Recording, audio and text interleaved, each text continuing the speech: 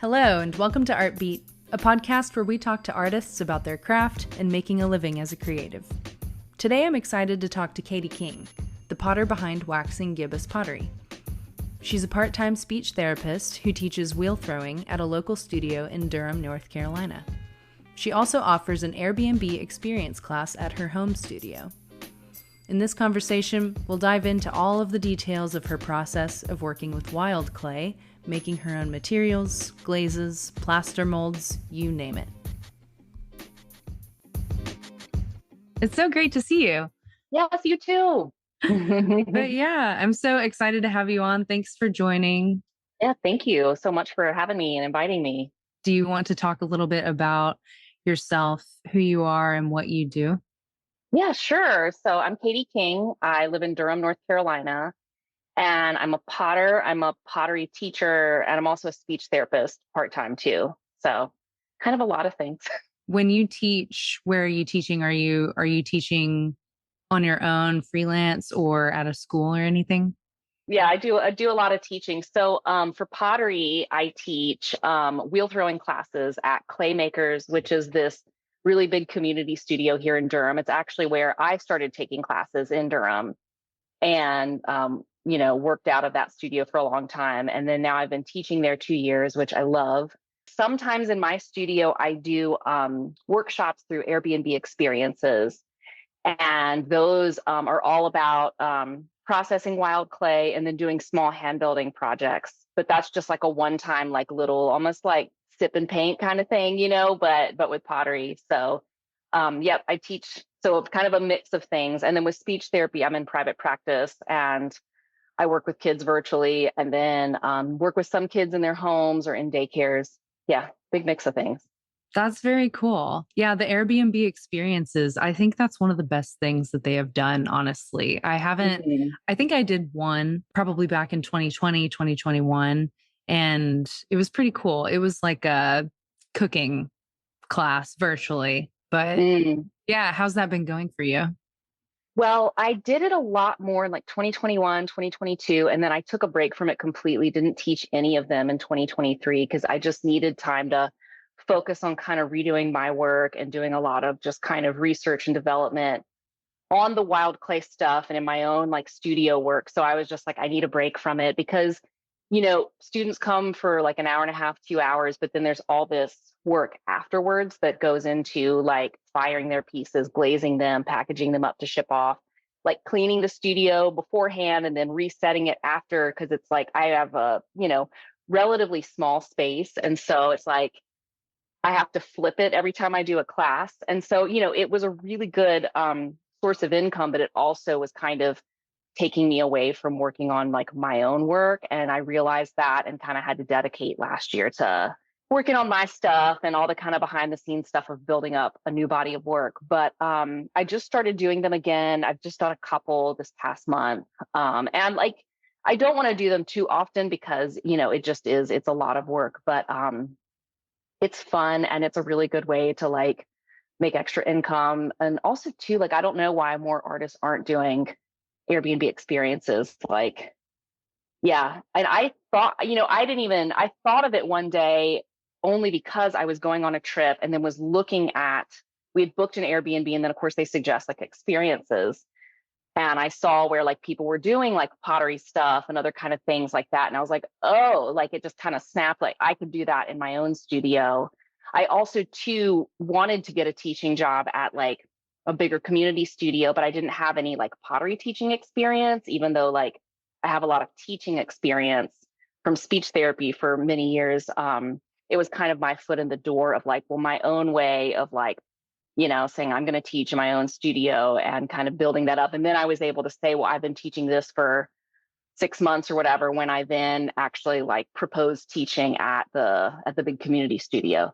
So it was partly like a stepping stone to that, honestly, because what I really wanted to do is what I'm doing now with the, teaching like a weekly, wheel class. But it still is like, it's a cool thing to do. I've met a lot of really wonderful folks and, you kind of just set your price and yeah, it's been a really good thing, but I also realized like I can't do it all, and so I've had to kind of balance all the different pieces to be able to like, make time to focus on my work. Cause I will easily let that kind of go by the wayside, because it kind of requires more like intense thought and, it's like completely self-driven, right? And so it's easier sometimes to just be like, well, I'll just schedule this thing that I know will make money and that, I can just do without, like, I've done it a million times. I can just do it easily. That's awesome. I'm really glad that you were able to find it. And it sounds like it served you in multiple ways by giving you experience in an area that you hadn't had direct experience in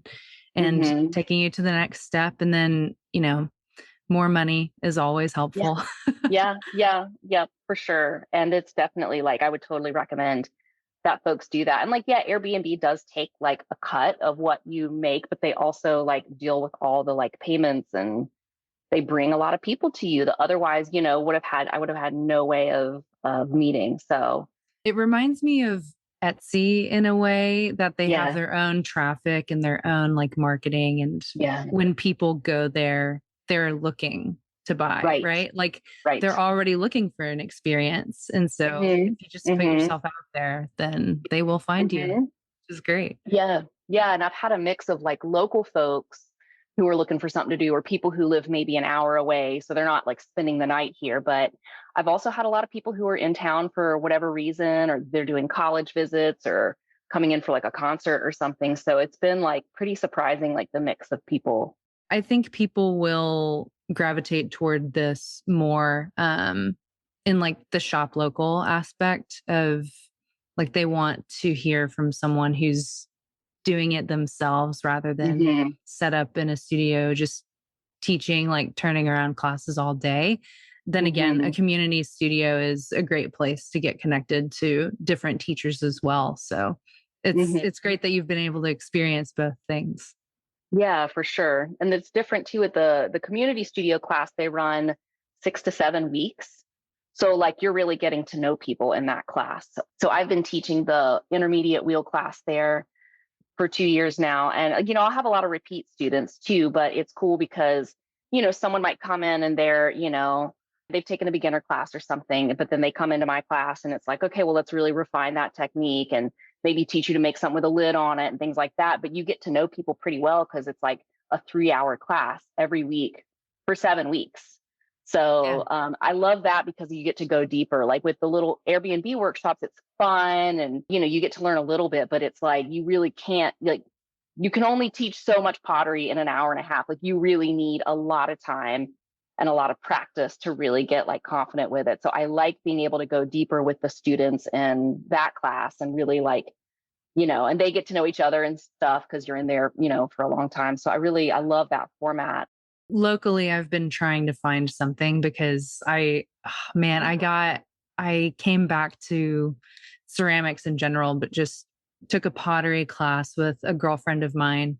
And it was just a local studio that mostly does kids classes. So like families come in, but it wasn't built for what you're talking about, like the hands-on one-on-one like coaching. So it was a little stressful, but and I probably haven't touched a wheel since I was at Penland and met you.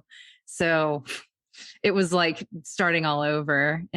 But I will say the clay that they used was just your generic, like store-bought art supply clay, and whatever we used. I don't know what you guys were using in the workshop that you took several years ago, but it was just easier.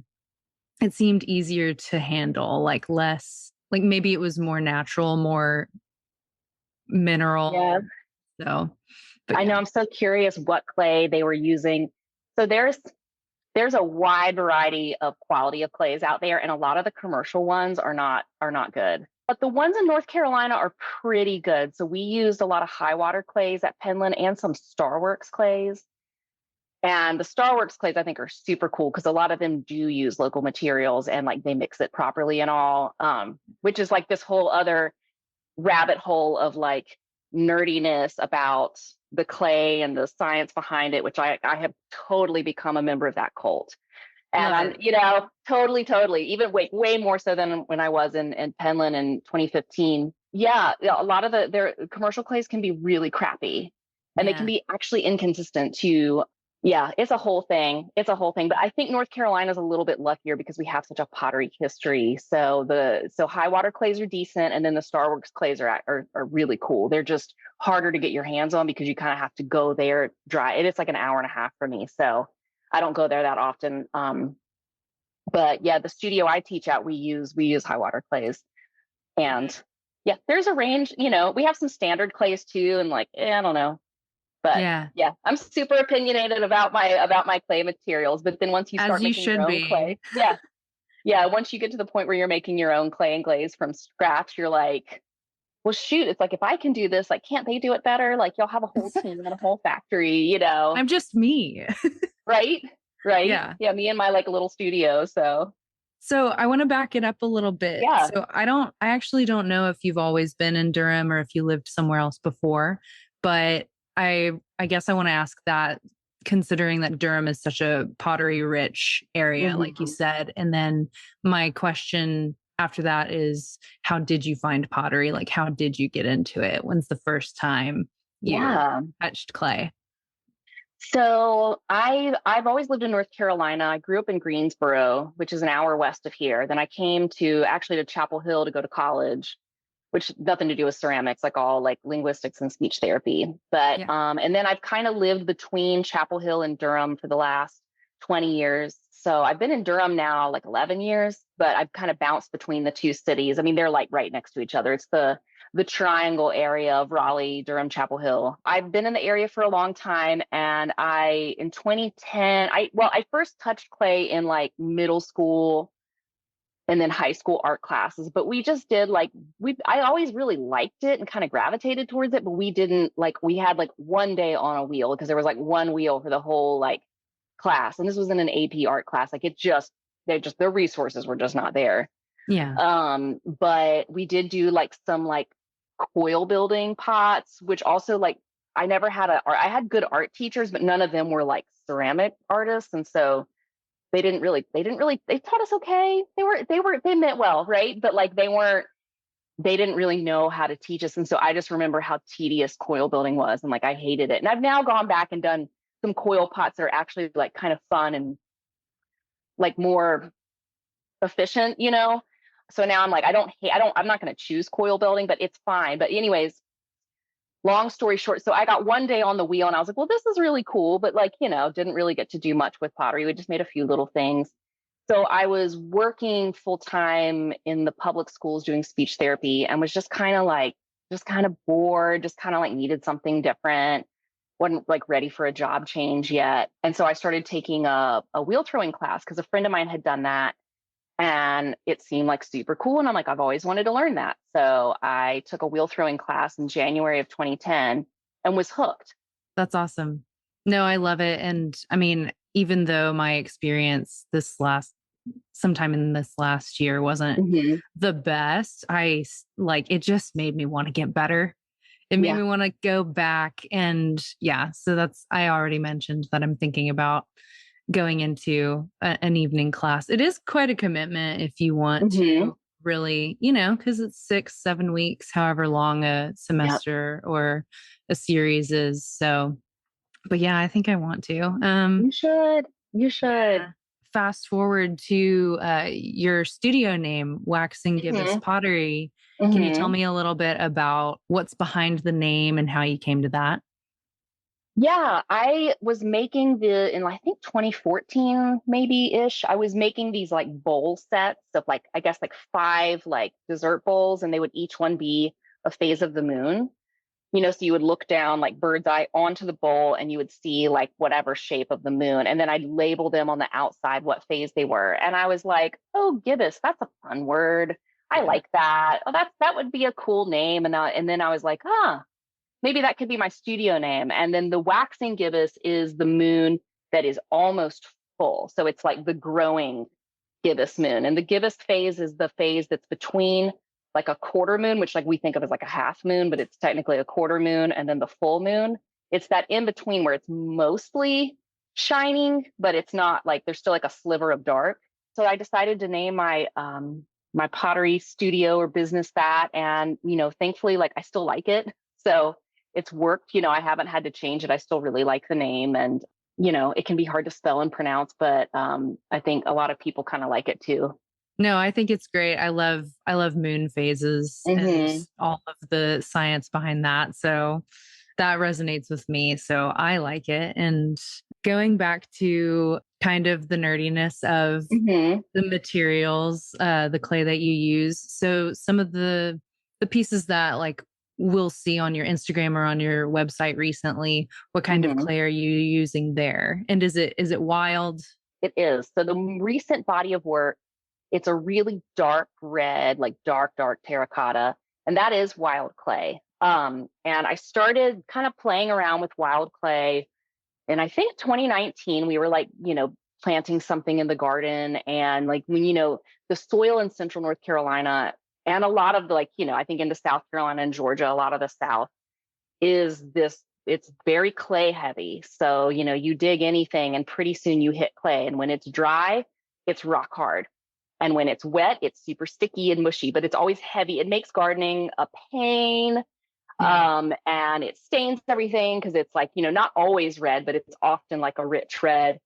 And so I had this big like hunk of clay that we had dug up to plant like a shrub or something, and just like, let me just see, maybe I can like do something with that in the studio because it's definitely like clay. It feels like clay, you know. Yeah. So I started kind of experimenting with how much I needed to refine it. You can pick out like rocks and roots and stuff, but to actually get a lot of the things in it that make it not as easy to work with, I run it through sieves. So I'll let the clay dry out all the way, and then I'll do what's called slaking it. So you put it in water and let it soak up. And clay soaks up water best when it's like super dry. Like if you have like kind of dry clay and you try to re-wet it, it doesn't work really well. So you kind of let it dry out, put it in a bunch of water, let it soak up all the water, and then you have like a slip is what it's called. Like a slip or a slurry is super wet clay. And then I run it through sieves. So I run it first through like a mesh kind of it's called like hardware cloth. You use it in gardening, but it's like a grid pattern to get like big pieces out, and then it falls down and then it catches in a sieve that's much finer, like it's finer than a kitchen sieve. And then I kind of scrub it through that with like a dish brush or a cleaning brush, and you kind of break up the particles, and you're also getting the rocks, roots, sand, other stuff in it that's not clay. And then that wet, it feels like pudding at that stage. Like it falls through the sieve and it's like super smooth, feels like kind of like pudding is the best Yeah. way to put it. And then it falls down into a bucket. And there's different ways to process wild clay. This is just what works for me, and what I've found, the best for here. And then you let it just kind of gradually dry out, and you can let it dry out all the way to where it's plastic clay, kind of like the clay you think of that you put on the wheel or you hand build with. But that takes a long time. I mean, it's a lot of water to get out. And I live in a Yeah. really humid place. So stuff doesn't dry so great, especially in the summertime in the South. It takes a long time, actually in the wintertime too. So then it falls down into that bucket, and I started playing around with the clay from my yard where I live happens to be really plastic and actually on its own. You can wheel throw with it, you can hand build with it, and it holds together pretty well. But then I started getting clay from friends' building sites because it's easier than having to dig it up yourself all the time out of the yard. Yeah. People are Um, digging it up. Yeah. yeah, it's already dug up. Like, and that started because a friend of mine was building a house about 20 minutes from here in Hillsboro and had posted on Instagram like the building site. And I just saw like mounds of red clay everywhere. And I was like, can I come Yeah. by and bring buckets? And I did. And also too is like, I'll make you something from your clay. But it was yeah, I started working with that clay, and then I worked with another friend's building site kind of similar to that area. And the problem with that new body of clay, or that new clay from that just one county over, but it's not as plasticky, which actually makes it much better for building sites and stuff.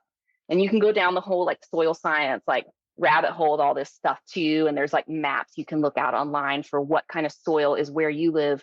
But where they are, it's better for building, it's better for farming, but it's not as plasticky of a clay.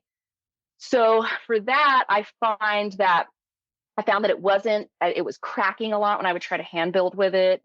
It would kind of crack a bit with wheel throwing. It just wasn't as easy to work with. And I think it just didn't have maybe enough fine particles or enough variation in the particle size, maybe a bit coarser. I don't know. but I started trying to kind of add some other things into it. Adding maybe 5% of like a commercial ball clay. So like a really fine plastic clay that you can buy powdered that has been mined in like Kentucky. Try to add a little bentonite to it, and I was kind of getting some progress with it, but I was still just so annoyed with how long it took to dry the clay out because it just takes an eternity. And I don't have the room or the money for a filter press, which is what like they'll have at, like big like facilities. So I just kind of was laying in bed one morning and woke up and was like, just thinking about it. And I was like, click, like, I need to start slip casting. And I've never slip cast before, ever. Never Really? made. I had made maybe a plaster, like a simple plaster hand building mold, but I never worked really with plaster. I had Yeah, never, because that's a whole other thing, making the mold. yeah. Yeah, slip casting is a completely different way of working with clay. And it's not like it's uncommon. It's how commercial, a lot of commercial products are made, like mugs that you buy, figurines. It's how like a lot of things are made, but it's something that I'd never done. And it's not something that there's a lot of like, pottery classes and like learn how to slip cast. It's like people, I guess, just kind of learn how to slip cast from someone else. I don't know. But I immediately, when I had that idea, I was like, got my hands on like all the books I could, like whoever was offering online like classes and like YouTube videos and stuff, and started learning how to do that. And the reason is because when you're slip casting, you're working with wet clay. And so there's not as much drying needed. Also, working with plastic clay, you have to do a lot of what's called wedging it. And it's like kneading dough, but it's really hard dough. And it's so hard on your hands.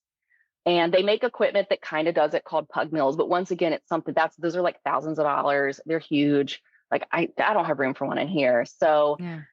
it was also a way for me to kind of save my hands and my forearms because I was just starting to get a lot of pain in my wrist and forearms and all from working with plastic clay. That repetitive motion over and over, like it's just really rough. So if you can work with liquid clay, I mean, it's not like all easy. You're still picking up like heavy plaster molds, but you're not having to like put pressure in this weird way on your wrists. So I started learning how to do that about a year ago. Well, actually, maybe like February, March last year. Yeah. And I had to take most of 2023 to like just kind of learn those skills. So like learning how to make the plaster molds, which is like a whole thing, and how to mix plaster properly, and how to make prototypes that don't have undercuts so that they can like release from the mold and not be stuck in the mold, and then how to formulate slip. I'm not totally sure why. I think Yeah. it's because it's not super plasticky. I think Yeah. it's because it might be a coarser particle, but I don't know because I don't have a microscope or anything to look at. But that's my guess, is that it's a little coarser grained clay particle, and so maybe that's why. But I'm really thankful that it does work well for that, because red clay doesn't always. You've been learning a lot. Yeah. You've been mold making. That's helping make your process easier. That way, when you make one original piece, you can make others easily as Hmm. long as you mold it.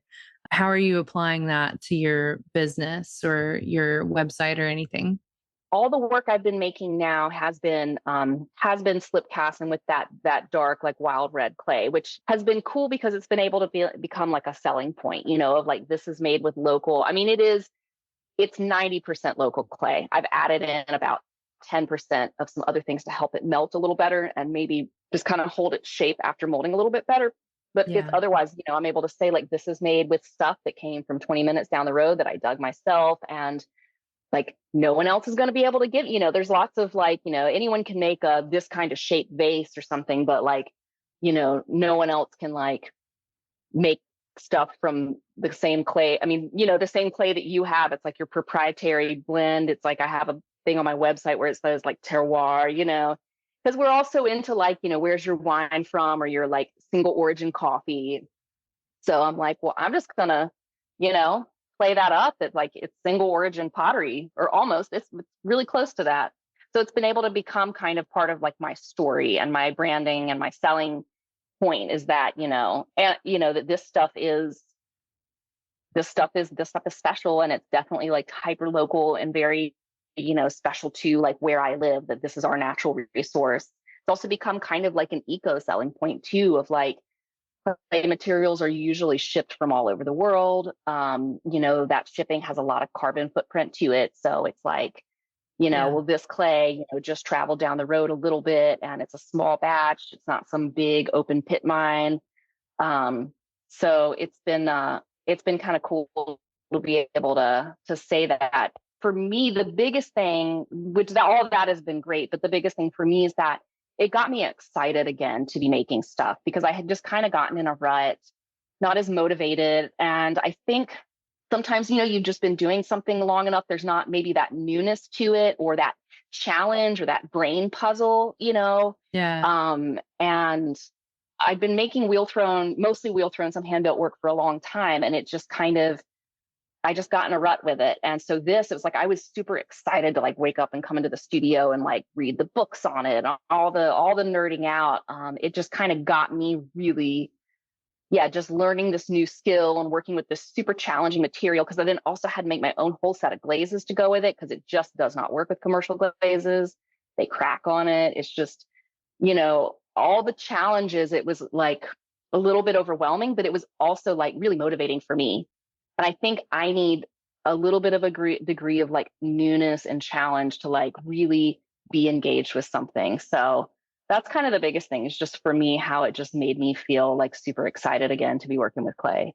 So I guess jumping off of that, a Mm-hmm. lot of artists I talk to or connect with either um, wanted to take their art full time and get away from like their 9 to 5 job, whatever that may be. But in your case, is it better to be doing different things all the time? I think so. And I originally did think about maybe wanting to like do this well, maybe I never thought of quitting speech therapy full time, but I think I was also fighting for years, fighting burnout with that.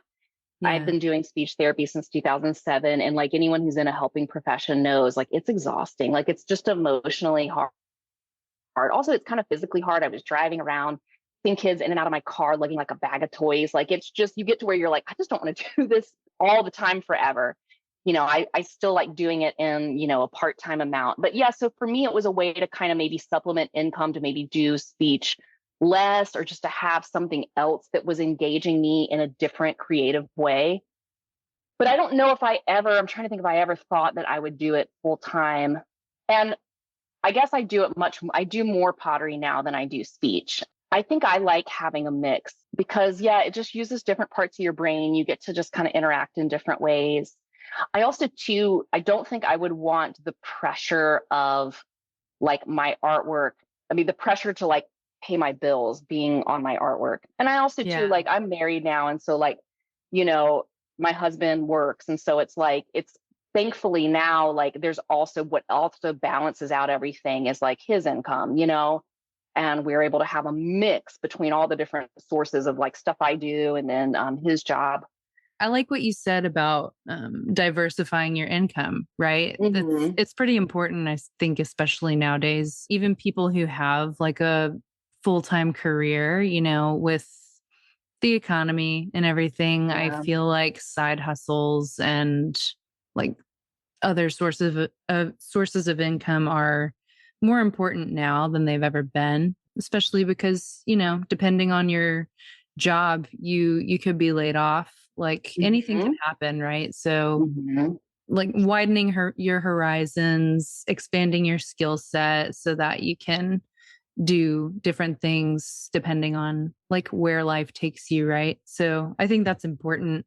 So jumping back to like the business side of your studio, you spend Mm-hmm. a lot of time harvesting clay, processing clay, and Mm-hmm. now slip casting clay.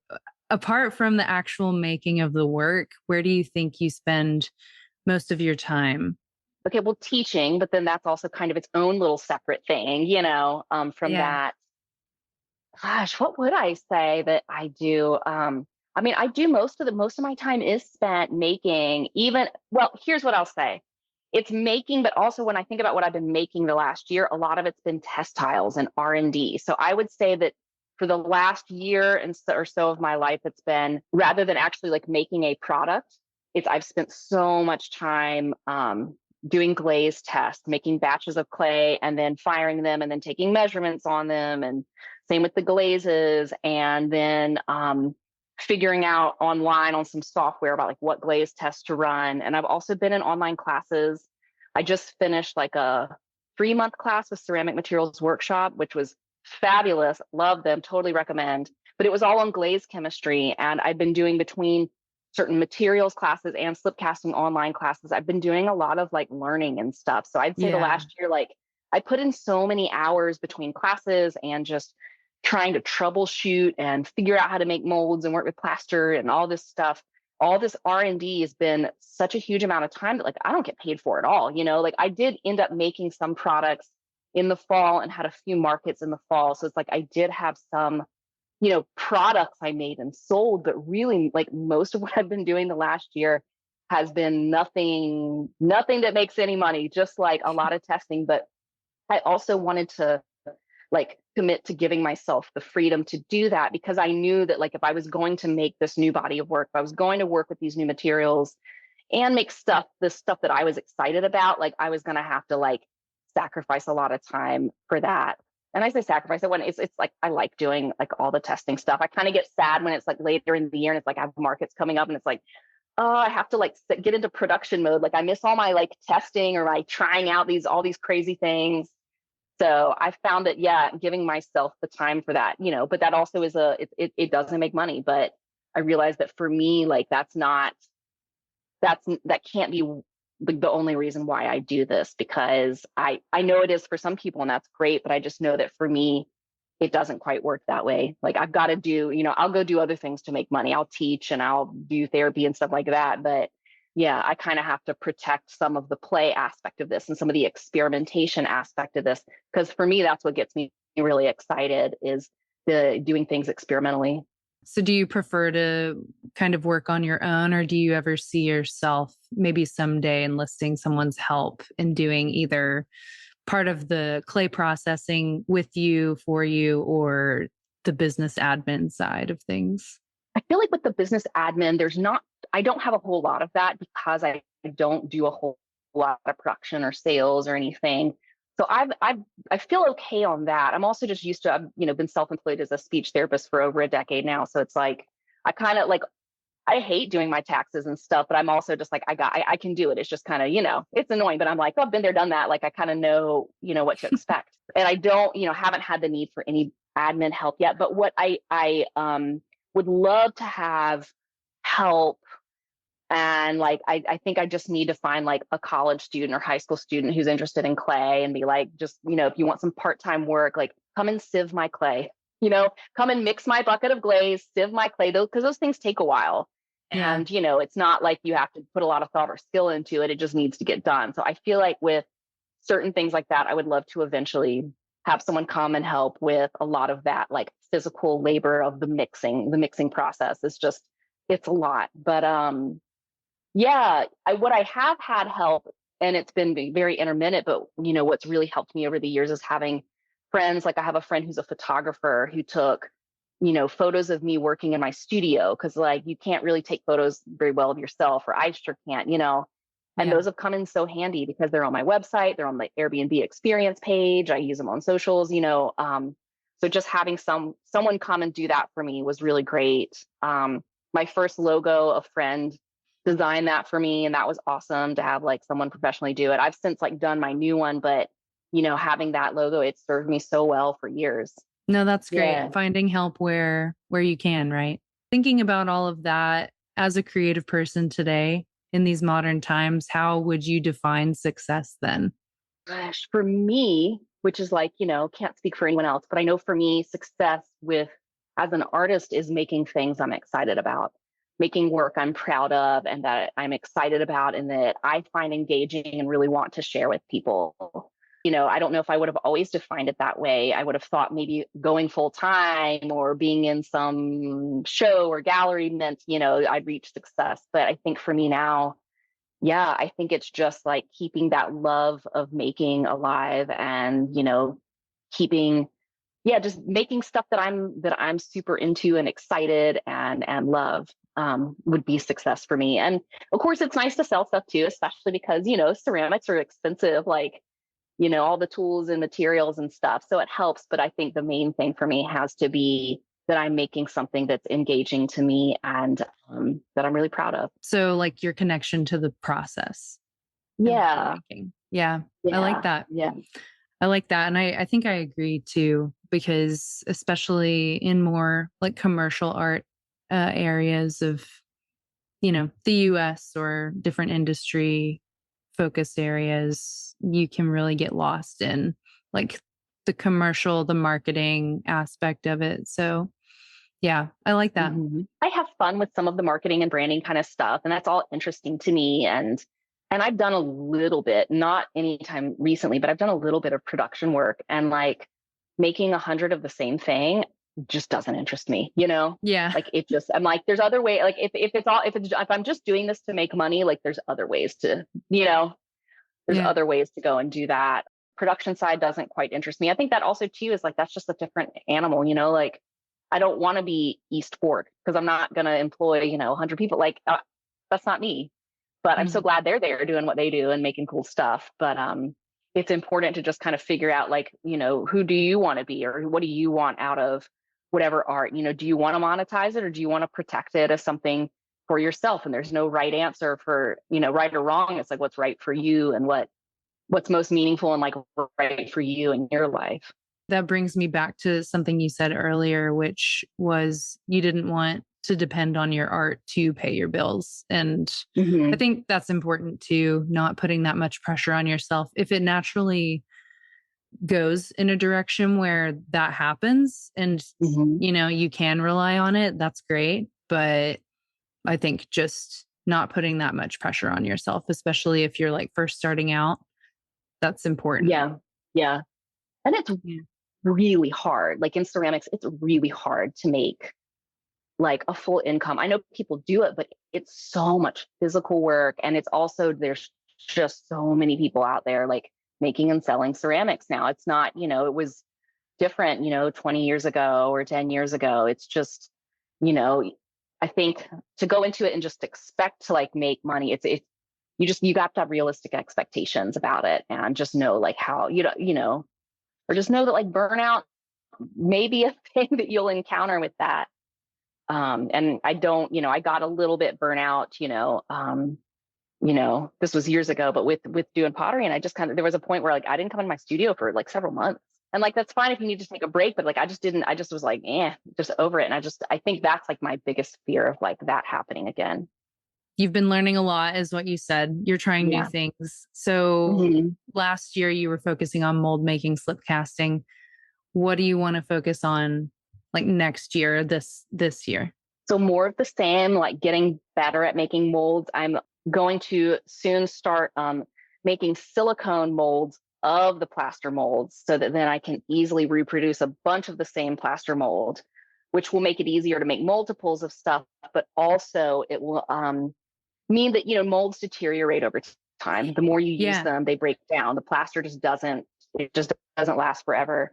And at the end of last year, I was making stuff for like holiday sales. And then like several of my favorite molds just kind of stopped releasing the pots from the molds, or they were pockmarked. Like the plaster broke down, and I didn't have the skills then to make like what we call mother molds out of silicone. So that's my big thing that like I'm going to do this year is I have the silicone. I've studied on how to use it. I just need to like dip my toe in and like actually go for it. So that's a big thing. And then just more continued research and exploration on like the shapes I can make slip casting. I started making these double walled insulated cups last year, and those were the molds that died. And those were like my favorite things I made, but like I just didn't really have many to sell because the molds died and I didn't have time and all that. But I'm so excited about that because you can have insulated cups, kind of like you do with like metal tumblers, but out of ceramic, and you don't have to have a handle on them and they keep your drink nice and warm or cold, either way. So that's a big thing, is to get those going, get the silicone molds going, and just more research with glaze. I just finished this glaze class, and now it's like, what colors, what kind of, do I want to change the temperature I'm firing to, all these different explorations of the materials. I want to kind of continue with that. And I want to too, like, apply to some more shows, like gallery type shows, maybe apply to like a bigger juried market, but that the deadlines have passed for a lot of that will probably be next year. But that's kind of a goal for me is like, um, yeah, just doing more, like applying to more like kind of fine art kind of things. Yeah. The local craft markets are fine, but I want to kind of like up the ante and go for that. So that's kind of like just like my personal like goal. But the biggest thing is just kind of that, continue researching, continue, getting better at and making more of the stuff that I was already like super excited about making last year, and just kind of continuing that and seeing where it goes. Now that I've got like the base layer of skills, there's still a long way to go. So it's like, okay, we've got the foundation. Now what are we doing with it? I'm excited for you. I'm excited to Thank follow up you. and see where you're at in 6 months to a year. See how it's been going. I'm hoping I have a lot of great molds and more than just textiles, although, we'll take what we can get. Yeah. Yeah. But yeah, the silicone molds, I don't think I've ever heard of that, but Mhm. I remember that being a problem because I learned mold making in school, Ooh. and my professor just said no matter how good you make the mold, at some point it will stop soaking up the moisture and you'll just have to make another one. Yes. And Good it's skills so to time have. consuming. The making of the first mold takes forever. But it's such a huge time investment. But then once you make it, you can really easily and consistently make, a bunch of things. But yeah, that's what making the mother mold prevents you from having to go and like remake your, molds. It's just, you just pour the plaster into the silicone mold and boom, take it out. There you go. Yeah. So yeah, yeah. So wish me luck on that. Yeah. Good idea. Good plan. So we've had a great Mhm. conversation, but I will ask you one last question. And that's, what advice would you give to, I guess, artists in your field, like ceramics, pottery, if they wanted to get started or move more toward making a living making art?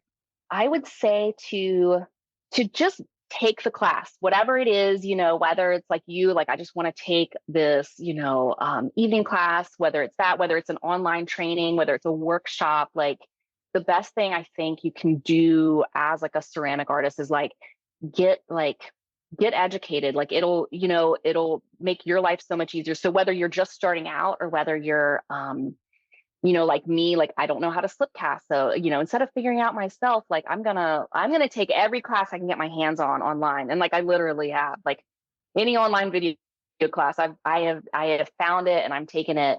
Or whether it's just, sometimes just taking a class helps you get out of your rut, because it's like you're kind of in this structured and accountable environment where everyone's making stuff, or maybe the instructor is kind of giving you, a prompt or a challenge. So it can creatively kind of help you kind of just like, yeah, get unstuck and just get skills that you need. So that would be my biggest thing, is just like invest, like investing in equipment. Yeah, you need that too, but like invest in yourself with like classes, because it really, you don't need to reinvent the wheel. Like if someone can help you figure it out, like by all means, like, seek their help, seek their advice. Like, yeah, Yeah. take that class. You can never learn too much, right?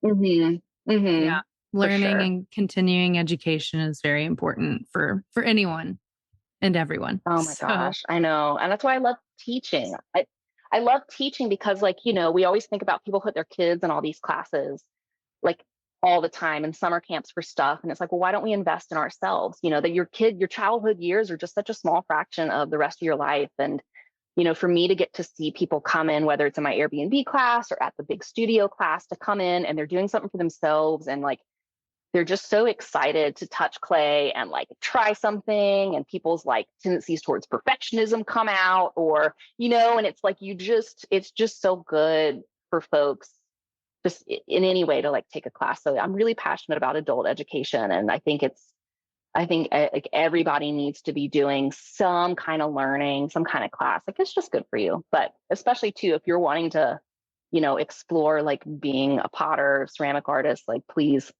you know, just invest whatever you can. And even too, it's like with Penland, like there's scholarships. Like I went on a scholarship, as someone who's like exploring a second career. So There's help out there too. So Yeah. totally invest in yourself and take that class. That's great advice. Thank you. So, for listeners, where can everybody find you online or otherwise? Well, if you're ever coming to Durham, North Carolina, like reach out, get in touch. You can, definitely come in toward the studio. But online, everything is Waxing Gibbous Pottery. So waxing, and then Gibbous is Gibbous, and that's for Instagram, Facebook. That's my website. My online shops on there, even TikTok. I even have some TikTok stuff up. So yeah, everything is Waxing Gibbous Pottery. Perfect.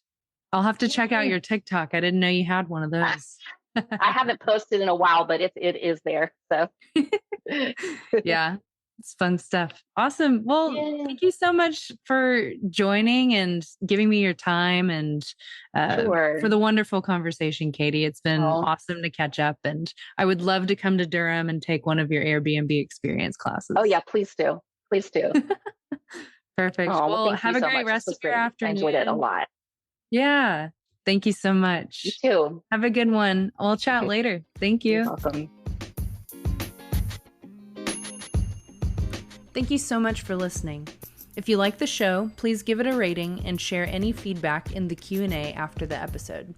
As a newer podcast, I appreciate any thoughts you're able to share. Don't forget to follow the show so you get notified of our next episode.